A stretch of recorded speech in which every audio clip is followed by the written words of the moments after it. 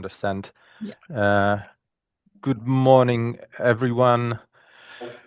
We are very happy to be participating in this year's Maryland Blockchain Bootcamp, where we will be sharing our thoughts and experience related to the safety of blockchain solutions and applicable regulations. We will be also discussing ways to increase the general safety of blockchain technology and its use.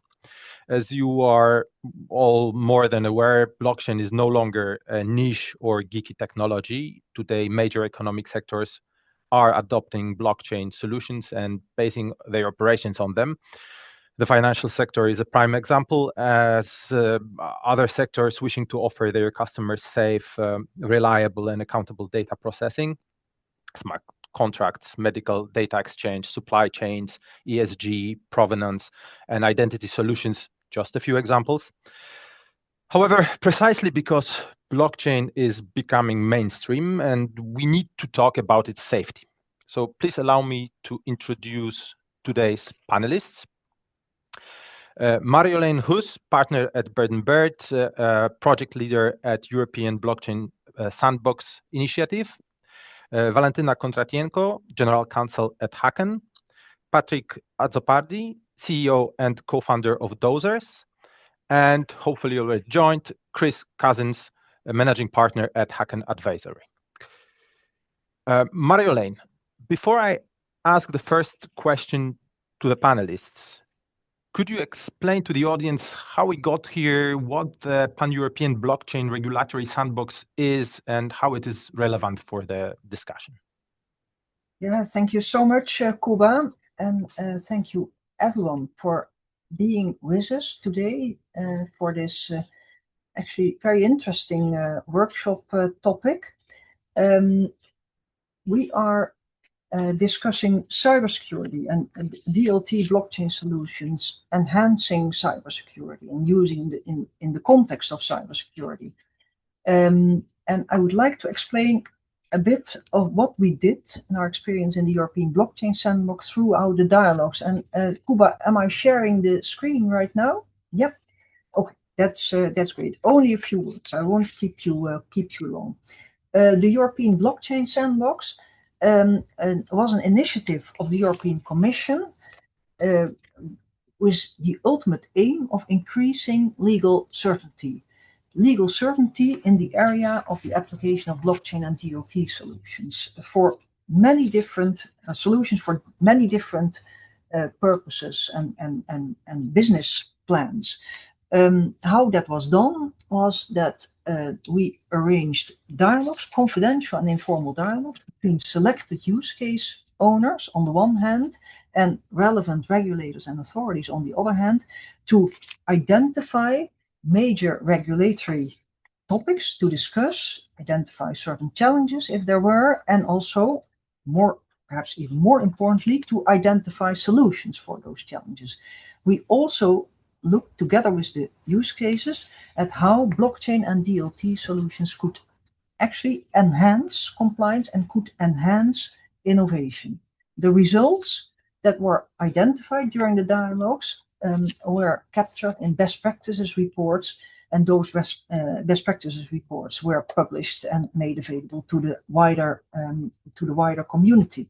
We had 3 cohorts, each 20 selected use cases, and I'm really very, very happy to have 2 of those very impressive use case teams today here in the panel with Patrick from Dowsers and Valentina and Chris from Hacken. So very pleased to be here together and exchange experiences. We had these 3 times 20 selected use cases through 3 consecutive years, 2023, 2024, 2025, so 60 in total. And those use case dialogues resulted in best practices reports. And on this slide, we have added some links to the relevant best practices reports. The dialogues were not exclusively focused on cybersecurity, enhancing cybersecurity through blockchain DLT solutions. The scope was much wider than that, but cybersecurity, compliance with cybersecurity regulation, and enhancing cybersecurity using blockchain were important topics for each of the dialogues. On the next slide, we have the participating use cases selected for each cohort, and there we see Hakken in the second cohort and Dowsers in the third cohort, and the use case teams are present during this panel. A short overview of what we discussed, the topics that we addressed during the cybersecurity dialogues. First of all, we looked at regulatory compliance, very important topic, of course, for many blockchain DLT use cases. We looked at applicable cybersecurity legislation and how to comply, how enhance compliance with that legislation. We also looked at eIDAS, digital identity regulation, and data protection regulation. Another very important topic was enhancing cybersecurity and trustworthiness by using blockchain and DLT solutions. Blockchain DLT solutions could really help with helping to comply with cybersecurity legislation and regulations. We looked, for instance, at certification and verification of smart contracts, enhancing trustworthiness of AI-generated content, also looking at blockchain and DLT solutions that really enhance cybersecurity, trustworthiness of ICT and data in the cloud. So really interesting dialogues there, a lot of very valuable insights and experiences shared. More information can be found in the best practices reports. The QR code on this slide leads directly to the relevant page where the best practices reports are published and made available. So with that, Kuba, I think I'll hand over to you again, but this was perhaps a short introduction to the topic. Thank you. Thank you, Marjolein. Thank you. During the dialogue, we learned that blockchain solutions can be both a solution but also a threat. And Patrick, Valentina, and Chris, your firms work on the front line of blockchain security and, in general, cybersecurity safety. Could you please share with the audience some examples of the most underestimated threats that come with DLT and blockchain technology when used, applied, or deployed by entrepreneurs? And you can think of anything, both from the legal regulatory perspective, but technical as well. So whatever example you have. Patrick, could we start with you? Hi, everybody. Very pleased to meet you. Patrick, co-founder and CEO of a blockchain cybersecurity company specializing in formal verification. So I'm going to explain what it is later, but it's the new golden standard of cybersecurity for the blockchain, as per Vitalik Buterin, the founder of Ethereum. So back to your question, Kuba, very simple: smart contract exploits and hacks. There is literally one hack per day. So over the past 6 months, there has been such an increase in exploits from hundreds of thousands of dollars to millions or dozens of millions of dollars. It's really a bloodbath. And the attackers, which are not just random hackers, but cyber armies in various states, use the best combination of cyber experts and AI capacities. So really smart contracts hacks are really exploding. And what is really underestimated in the blockchain space is prevention. Because what we see, companies have been investing in audits, which are fine, but not enough against hacks. But the companies spend a lot for remediation. So to try to follow the money once it's gone, fine. But really the industry has now to put more money on prevention and for smart contracts, formal verification, aka the mathematical science of proving your smart contracts cannot be exploited is definitely going to be the hot issue, not for this year, but for the coming years. Thank you, Patrick. Valentina, is your more compliance or legal view the same? Yeah, thank you very much for the question. Yeah, in my legal opinion, as a legal professional, I don't have like super direct exposure to the security matters, but I'm usually an observer in this role. And in my opinion, the most underestimated threat is compromised authority. And now we have it at machine speed with AI. And it's not new threat, but it's always been underestimated, because what we see from the practice, the practical point of view, is that threat actors usually go after private keys, multi-sigs, developer machines, admin roles, and sign-in workflow. And the dangerous thing about this, that system, whether it's a bad actor or AI agent now, like the system sees this signature or like this transaction as a valid one, and that's why it does not it does not even recognize it as something bad, as malicious action or malicious act. And there is also the people factor also. It's like very old school, and this is the biggest point always as social engineering. And as I told, most attackers, they go after people, after processes and sign-in environment. And with AI, it only enhances it. Like on one hand, it makes people more efficient. This is great and amazing, but on the other side, it's a big threat to the security. And if you have some flaws in the security, then with the AI speed, it's very tragic consequences probably for some projects. And so just as bottom line, we need to think about permissions. Like if we are like giving permissions for whoever, like we need to think like what capacity and how it will be handled. Because right now AI agents, it's happening already. They have access to whatever files, to wallets, to transactions, and so these are critical questions now, and it's not a question anymore like who controls what, but no, it's not a question of what AI can do right now, but it's a question who controls what. Thank you. If I can double down on what has just said Valentina, it comes back to how, let's say, those smart contracts and protocols have been built. Generally by very young developers that became very successful, but never changed the architecture of their, let's call that software stack. So that's why you have all, and formal verification helps to identify all those mechanisms to hack smart contracts.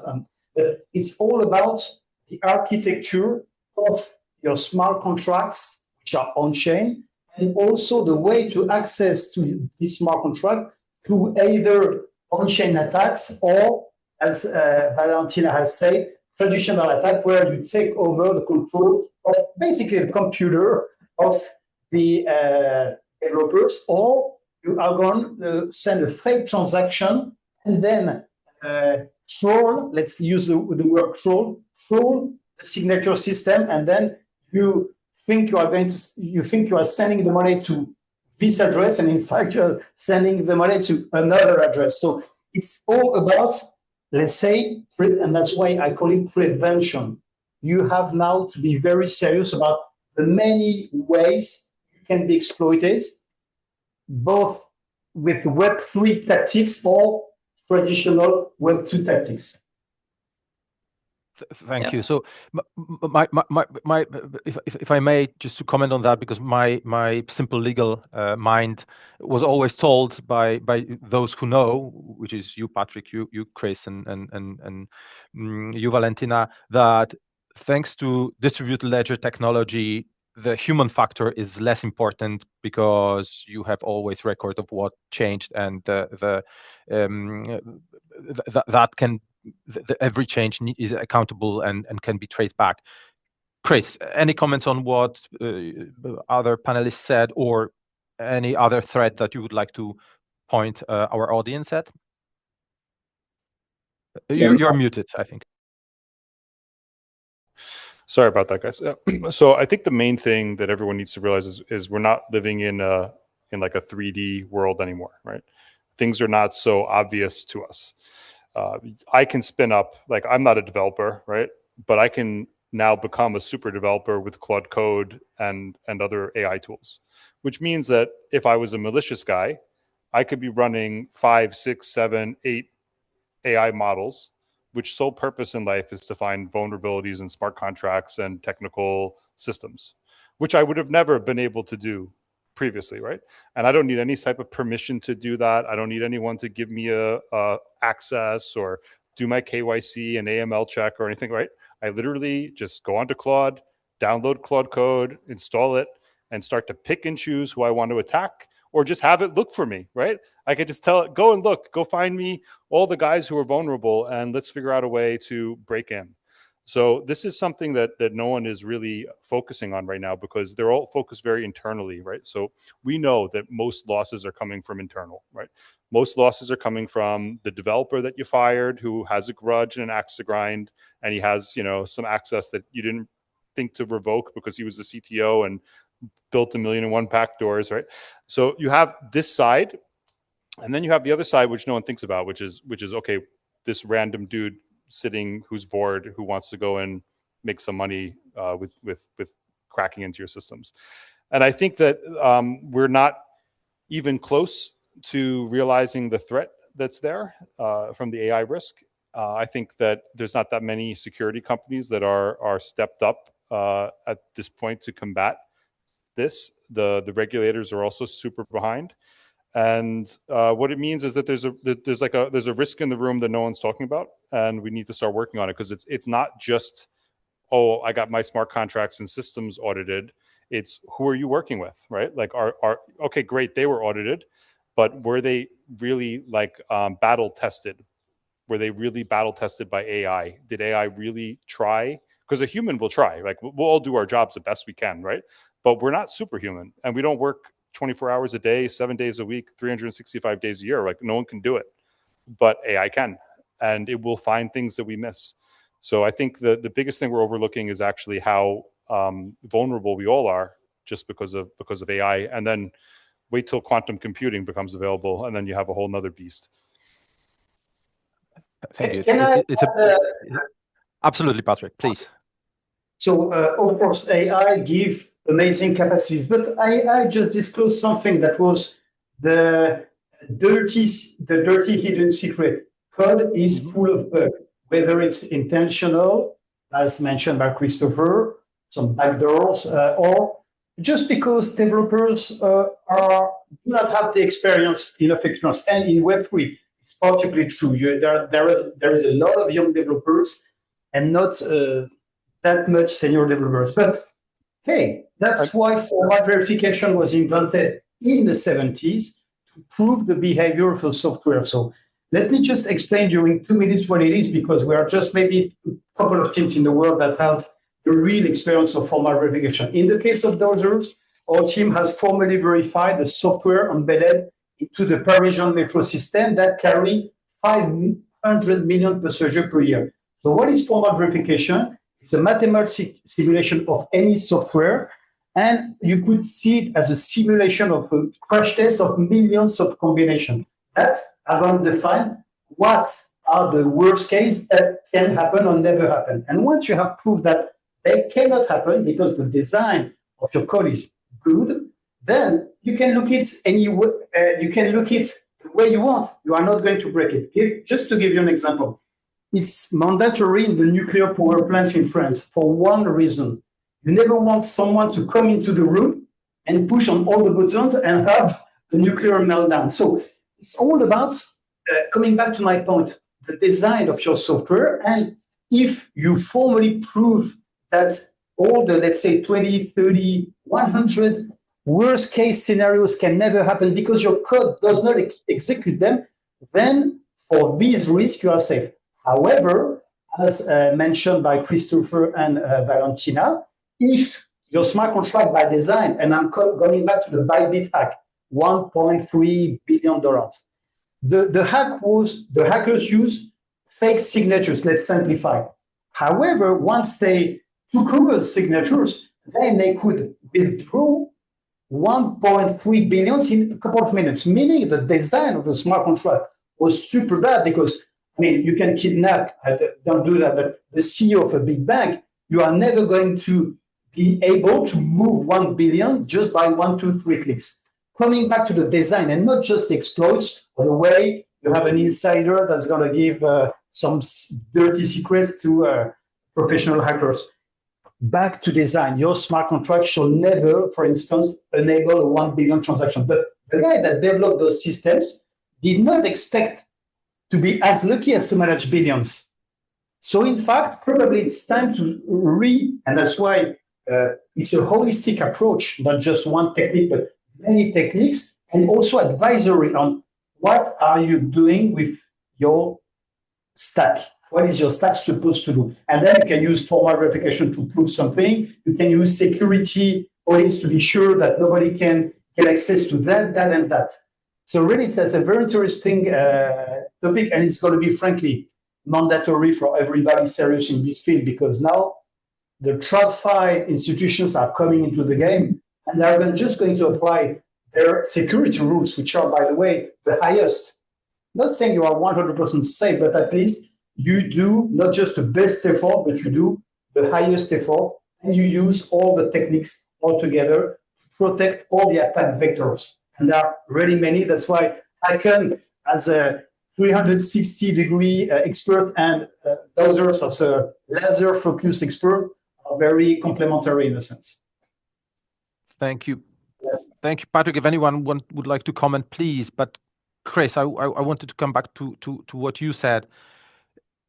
When I'm based in Poland, and our financial sector is regulated for years and years, and for years certain security standards were developed. And when in US recently, the US authorities, Fed also warned about using certain new AI models because they pose a threat of potential disclosing vulnerabilities of systems. I spoke to cybersecurity guys here in Poland, and they said, well, yes, we understand this is a threat, but we do that. I mean, we use these models, not these obviously, but some other models to stress test our environments, our systems. Is US absolutely different from that perspective?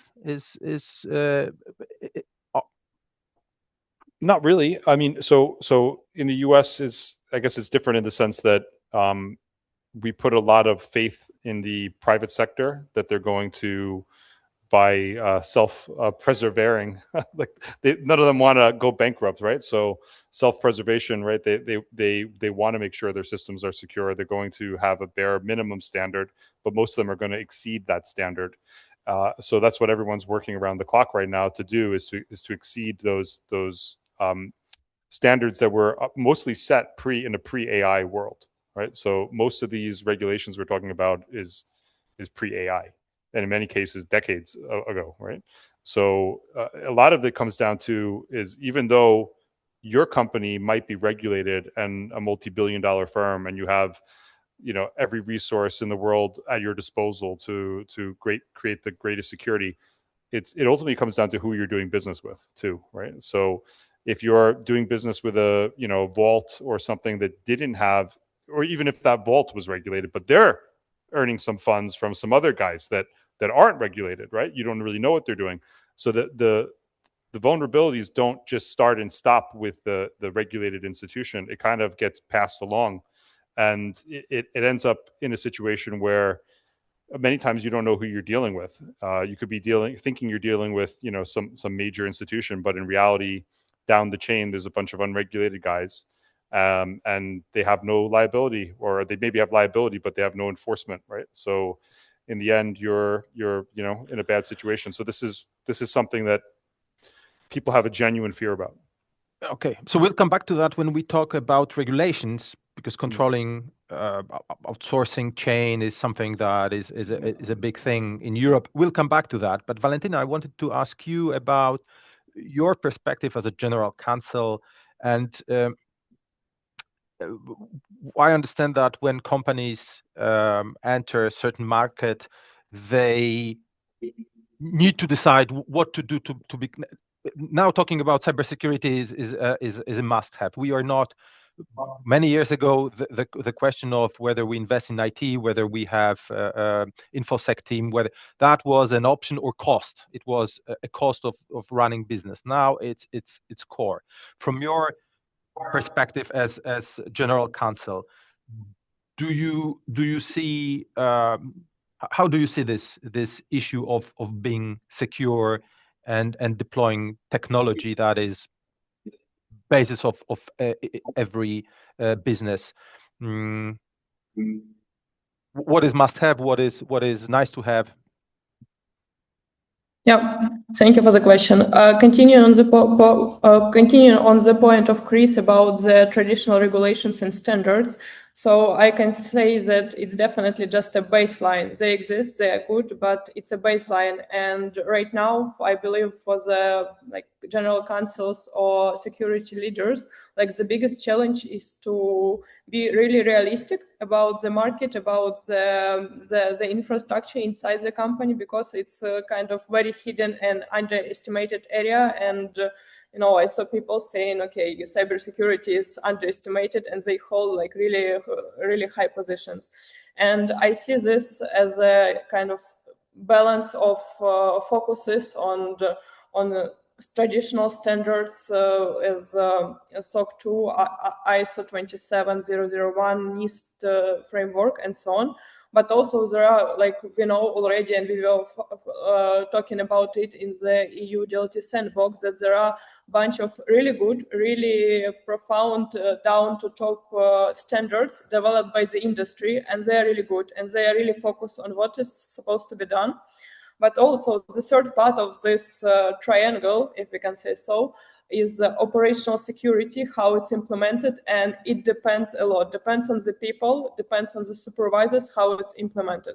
So I believe that companies should, when trying, navigating this path, they need to assess and estimate what's their domain, and basically to address most of the issues they have and matters with specific frameworks, whether it's cybersecurity standards as a cryptocurrency cybersecurity standard, for example, or specific AI frameworks, because this is the most up-to-date information, and since they can implement and to be more close to the front line of the cybersecurity. And regarding the gold standards and must-haves, I understand there are always competing priorities and budgets and lots of routine, and also probably not unseen job done by this security specialist, but there are some things which can be done right now without even budget, but companies can implement it already. For example, first point would be zero trust access and hardware wallets. So companies should abandon blind signing, and it means that everybody in the company who has some authority to sign transactions, to send something to protocols and blockchain, they should have a hardware wallet, and unless they see the transactions they are signing, they should not be signing the transaction. This is the point. Next one is again, it was mentioned before, that there are some competition between generic IT audits and specific audits. So companies should not spend money on the generic IT audits, because they are just more paperwork and checklists, but they need to address specifically this matters with competent specialists, competent companies, and to be more practical in this area and to address specific issues, not just for the sake of there is regulation or something like that. And last point is again. And before you go, Valentin, before you go to the last point, I will challenge this point of yours when we get to the discussion on regulations. And I will explain why. Usually checking the box is the only thing that big companies do when they are regulated, and this is the main goal of getting to the point where they can check the point and not necessarily achieving the goal that is behind this requirement. But so I will come back to that. And the third example. Yeah, thank you. Yeah, and basically just to follow up on your take that this paperwork costs lots of money if it's done by Big Four, and it's not really practical in terms of it does not automatically make your environment safe, not at all.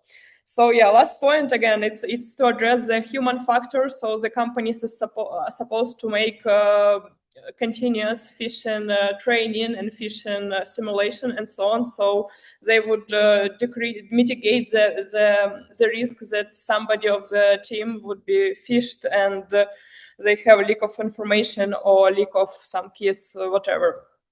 Yeah, and like just the bottom line for everything, like in industry, like companies should focus, like change their focus from generic standards and like big certifications. It's not guarantees that your company is secure, but they need to like to do basic information hygiene and then invest in live automated defense. And they can like, okay, I understand there are like different sizes of the companies, so they need to do it also gradually. You know, as they grow, they need to improve this.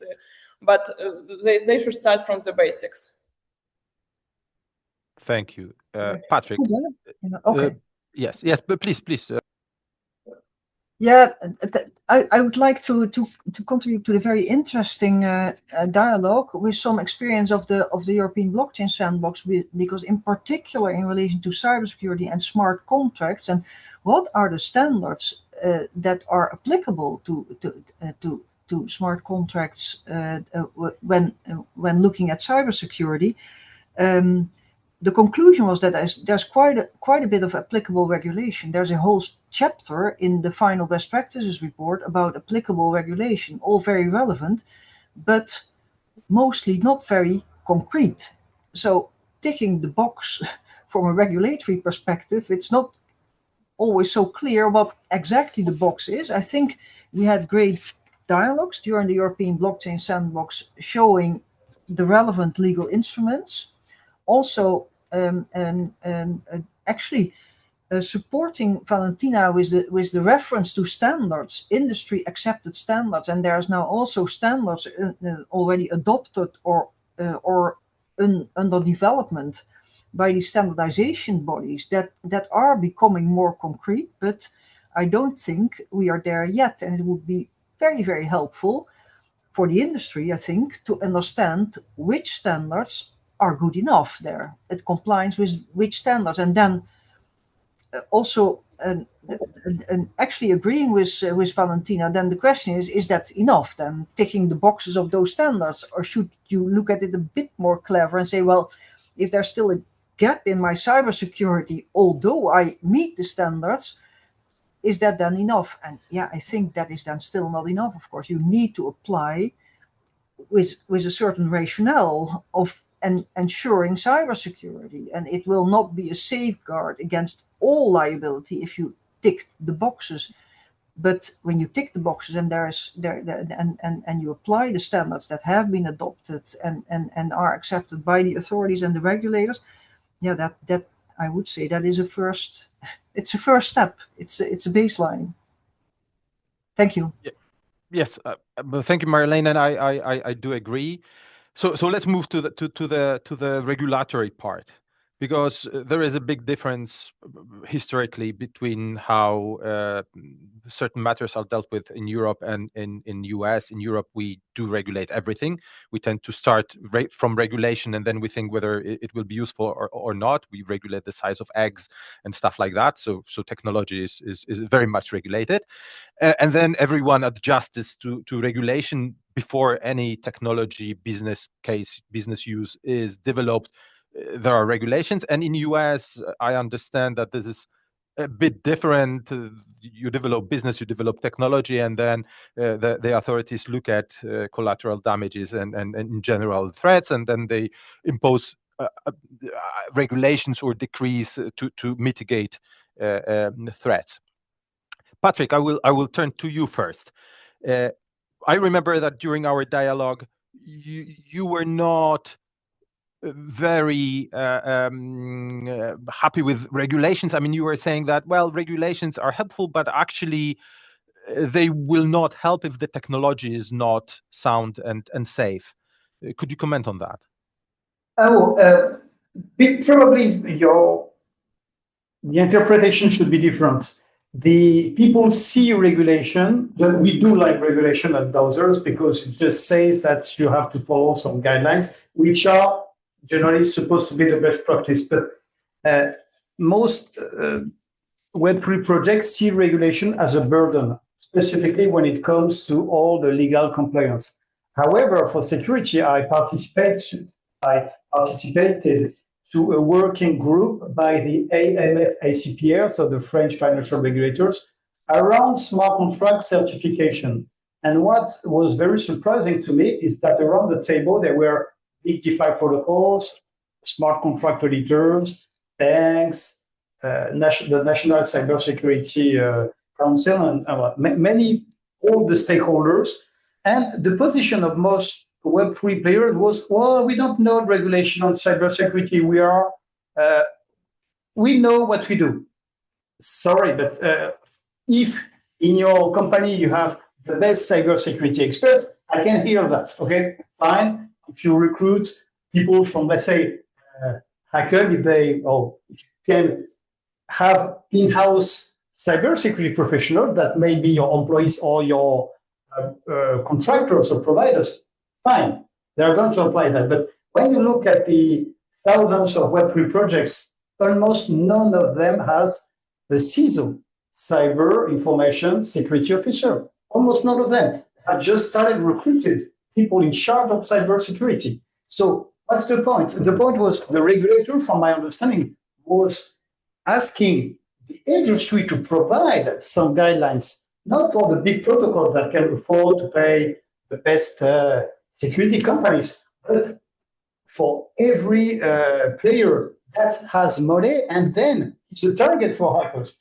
And I was quite surprised by the unwillingness to build together with regulators. So that being said, I'm going to share my screen on one thing that is, at least for smart contracts, now de facto standard.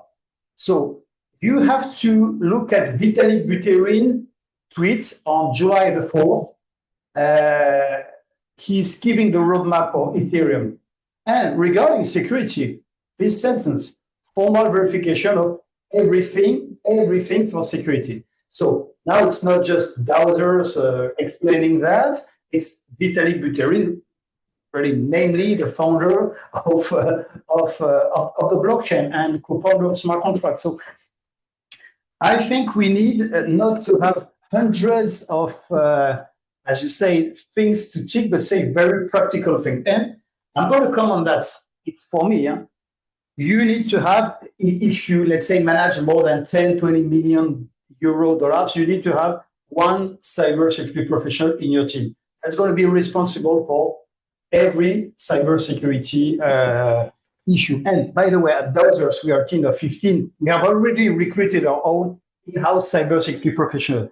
Second, you need to have a holistic approach. So you should not say, oh, I want that and not that. No, you have to take all the prevention tools and techniques, all of them. It's holistic. You have so many attack vectors. First, you have to identify them. Then you have to dedicate a solution for each of them.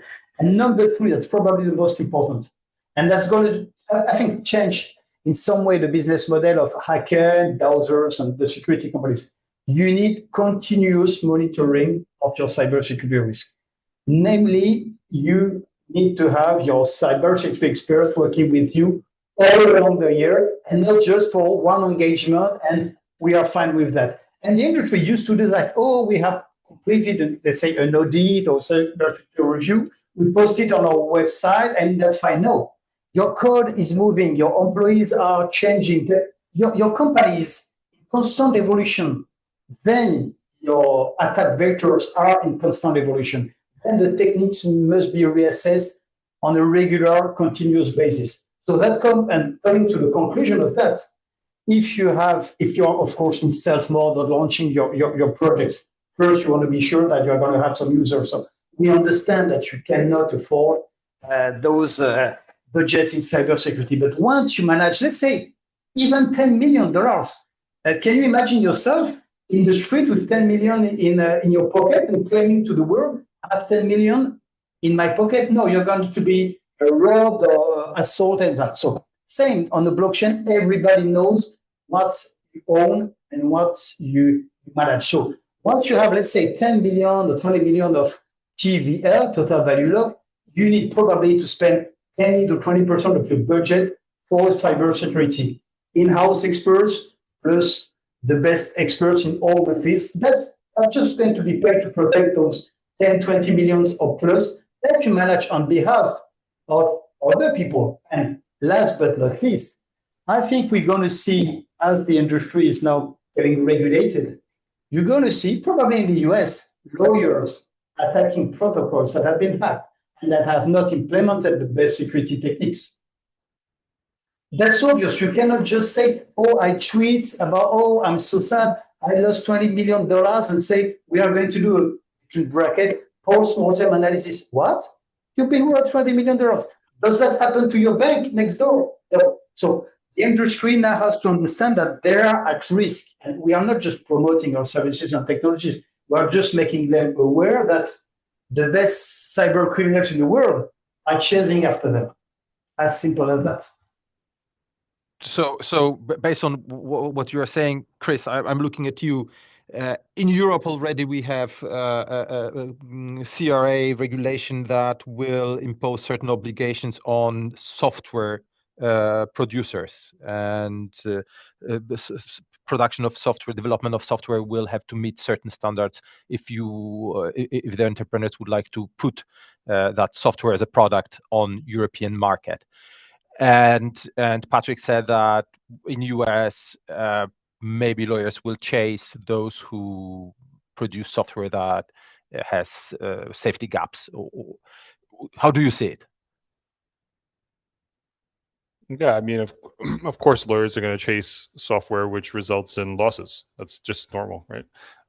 There's a huge industry that's revolving around that, especially if you're a big tech company.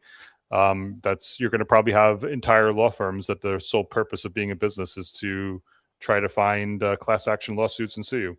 So yeah, that's exactly what they'll do. And I mean, they don't do that in Europe as much because the awards aren't as big, right? So, in Europe, like you win a damages case, you're not getting, multiples on top of the damage, right? Like you'll get back what you lost at best, and maybe a little bit of a cost or extra, but not millions and millions in damages, or even more. So it's a very different system, like Europe is all about trying to prevent problems with regulation, and sometimes to the extreme where it actually slows down business and innovation. The U.S. is the opposite. The U.S. is all about innovation, growth, making money, making investment, and growing revenue, and getting things, as fast as they could possibly be, which is why the U.S. is the leader in tech normally, right? There's a balance to be had between the two, right? No system is perfect. I could argue against the U.S. system. I could argue against the European system, but they do function in the societies in which they operate, largely because of legal reasons and largely because of cultural reasons as well. So I think both systems work in their own way. It's up to governments and kind of like their constituents to decide which is best for them, right? Mm-hmm. And do you expect, as cybersecurity advisory expert, that in your field, so companies that advise on cybersecurity and help businesses to become safer or sometimes meet the requirements of regulations, do you see that as a business line? Because in Europe, for example, now because of Network Information Security Directive 2 and how it was implemented, there are mandatory audits once every 3 years, and there is a whole new market of advisors and auditors who will just perform these audits. That creates a huge market. Do you see that in United States as well? Well, in the U.S. is very different. I'll give you first the example in the European context. So MiCA came out as, hey, we're the leaders in crypto regulation. This is going to be huge. Everyone really applauded it at the time when it was written. And then it quickly was discovered by many that it's very hard to comply with and very expensive to comply with.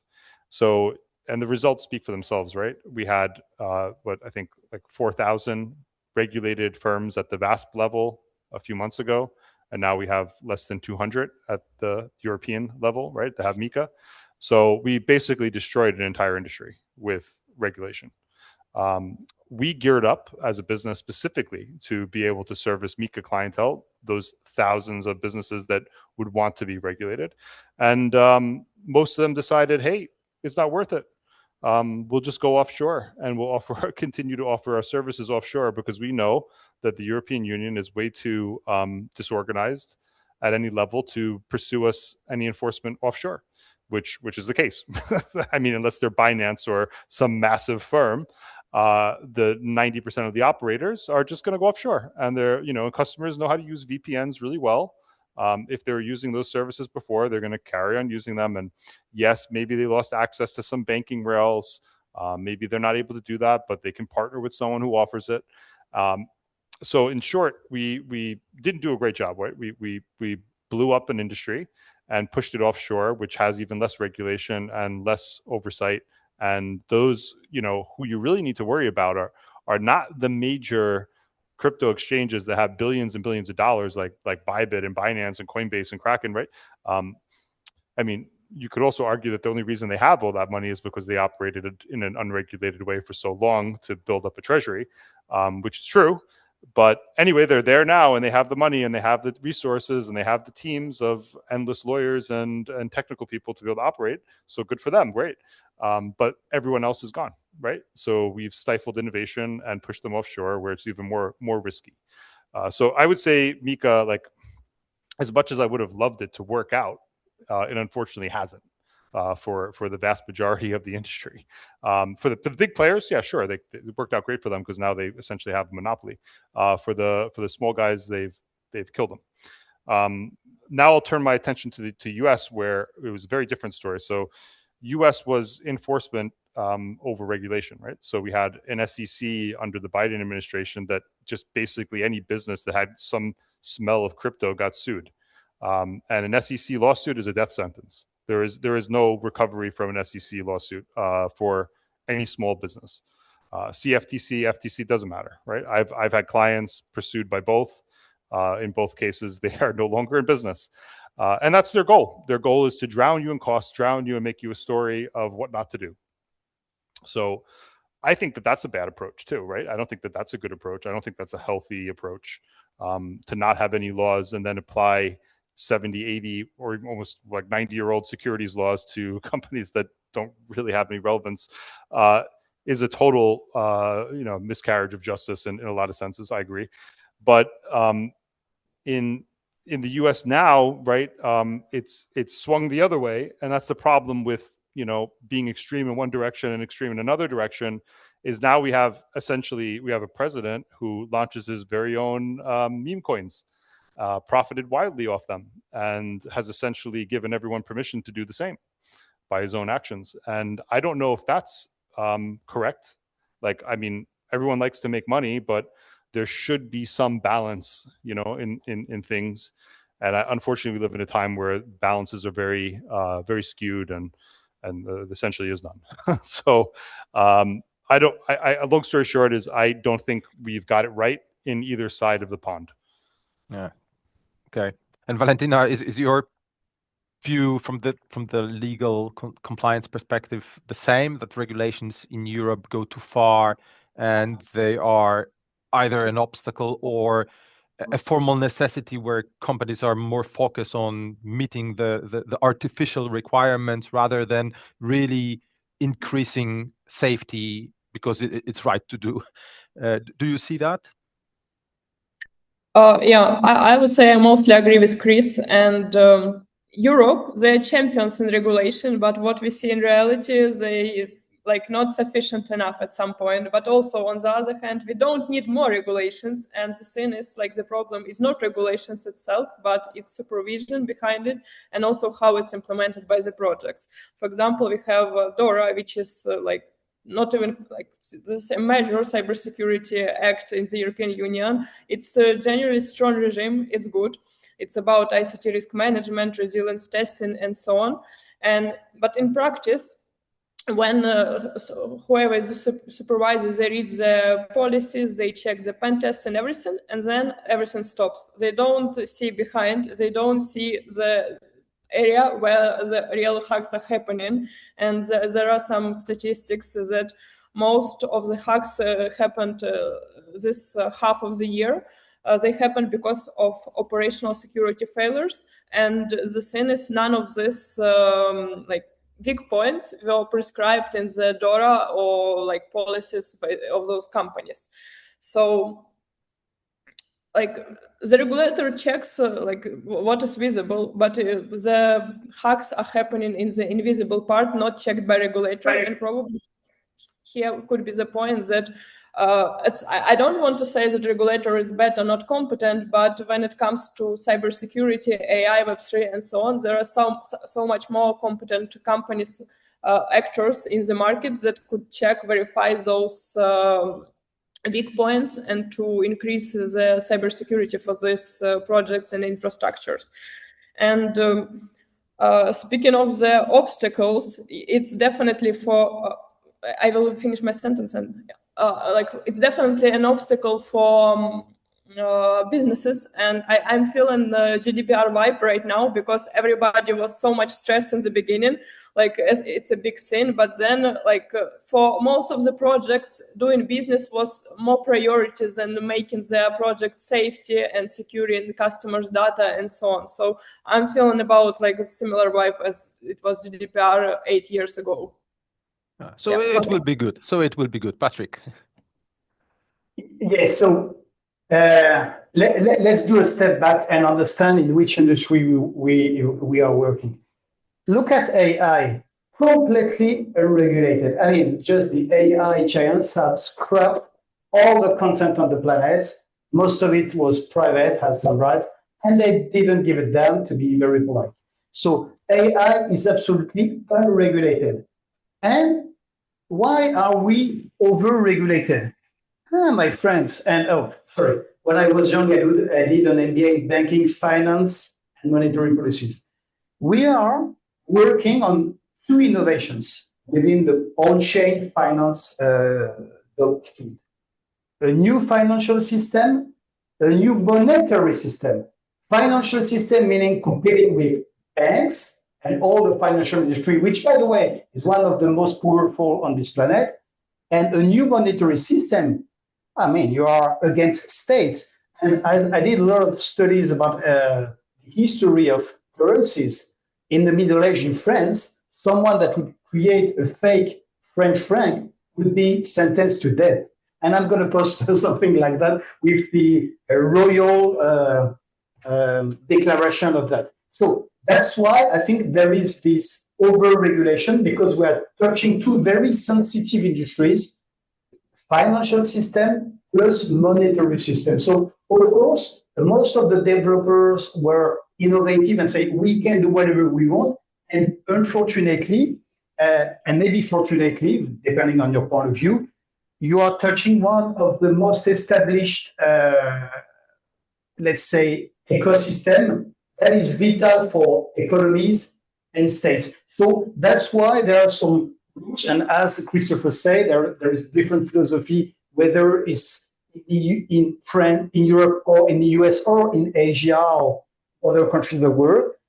What I want to stress now is that, in fact, good news, we are entering into the golden years of on-chain finance. Because from a macroeconomic point of view, the US has no other choice than push the stablecoin very hard for two reasons. Three, e-commerce that's going to be powered agentic AI with stablecoins. Number two, the geopolitics. So how do you want to keep the dominancy of dollar that represents 60% of global trade whereas the US just produced 15% of the goods and services by using the blockchain, which is probably the best system to distribute the dollars globally. And third, each stablecoin is backed to a US Treasury bond at the same value. And of course, we have a charitable debt in France. So I'm not giving any lesson, but the national debt of the United States of America is really frightening. And that's why I think that if I were sitting at the White House or at the SEC or even the Fed, I would really encourage the use of stable coins to be sure that, at least for the US, the dollar keep on being spread in the economy, plus up the debt. And that leads me to my question. Why are we Europeans not realizing that we should double down or triple down on euro stablecoins? It's an urgent matter for Europe to compete in this big monetary, let's say, war competition. That's going to be changed now. Patrick, thank you, and I understand that Europe is looking at its euro stablecoin or digital euro. Marjolein, you wanted to comment. Yes, yeah. Please, only a few words from me. This workshop, of course, focused on cybersecurity and enhancing cybersecurity and compliance with cybersecurity regulation. Of course, I completely agree that there's a lot of regulation in Europe, but it's of course also very new regulation. So perhaps the solution there is, and that is what we saw during the dialogues, it's about streamlining compliance under the different regulatory instruments, clarifying and providing more guidance, for instance, in relation to the standards that can be applicable and should be applied. Guidance will already help a lot there, but it will continue to be new, so it takes some time to become clearer. Regarding the broader topic of compliance with MiCAR and entering the EU market, I would like to mention that tomorrow morning, same time, there's another workshop in this great bootcamp focused on US companies entering the EU market from the perspective of regulation and experiences. And we have people there, experts from the EU financial sector regulation and from the US, and they are comparing notes and insights and experiences, also from the perspective of MiCAR, also from the perspective of financial instruments. So I think that is an interesting, actually, complement to this workshop. Yeah, that's what I would like to mention. Kuba? Thank you. Yes, I'm also saying certain positive aspects of regulation, at least setting the same rules for all the companies entering or competing on the same market. So obviously, yes, that's helpful. Listen, we have 2 more minutes. Any final words? Anyone? I'll just make one quick comment on the stablecoin thing, and because I had a big discussion about it 2 weeks ago with some bankers, and apparently the issue with getting an EU stablecoin is that it will suffer a difficulty getting adoption. Right? So USDT is essentially paired to every single crypto in the world, you know? And what that means is that it's providing liquidity to a lot of coins. It's integrated into every ecosystem.